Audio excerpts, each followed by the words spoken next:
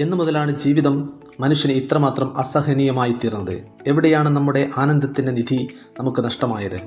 ബാല്യത്തിൽ നാം എത്രമാത്രം സന്തോഷത്തിലായിരുന്നു. പൂക്കളും പുഴകളും ആകാശവും മനുഷ്യരും എല്ലാം നമുക്ക് ആവേശമായിരുന്നു. രക്ഷിതാക്കളും സമൂഹവും മതവും എല്ലാം ചേർന്ന് നമ്മിൽ വലിയൊരു വിഭജനം സൃഷ്ടിച്ചെടുത്തു. തെറ്റ് ശരി, നന്മ തിന്മ എന്നീ ശക്തമായ ചിത്രം നമ്മുടെ മനസ്സിൽ അടിച്ചേൽപ്പിച്ചു. ഏതെന്നാണോ അടിച്ചമർത്തപ്പെടുന്നത് ശക്തമായി അതവിടെ തന്നെയുണ്ട്. മനുഷ്യ മനസ്സിലെ സങ്കീർണ പ്രശ്നങ്ങളെയെല്ലാം തന്നെ അടിച്ചമർത്തപ്പെട്ട വികാരങ്ങളുടെ പ്രതിഫലനങ്ങളാണ്. സത്യത്തിൽ മനുഷ്യരെല്ലാം ഒരു മൂടുപടം ധരിച്ച് നടക്കുകയല്ലേ? വികാരങ്ങൾ അത് അടിച്ചമർത്താനുള്ളതല്ല, മറിച്ച് പരിവർത്തനപ്പെടാനുള്ളതാണ്. അതിമനോഹരമായ താമര വിരിയുന്നത് ചെളിയിൽ നിന്നാണ്. എന്നാൽ ആ താമരയുടെ നിലനിൽപ്പ് എവിടെയാണ്? നമ്മുടെ ആത്മാവിൽ അന്തർലീനമായിരിക്കുന്ന ആ ഊർജത്തെ ശക്തമായ ആത്മീയ ഊർജമായി രൂപാന്തരപ്പെടുത്തുക. ഒന്നിനെയും നിഷേധിക്കപ്പെടാത്ത ഒരു ധ്യാനത്തിലൂടെ മാത്രമേ അതിൽ എത്തിച്ചേരാൻ കഴിയൂ.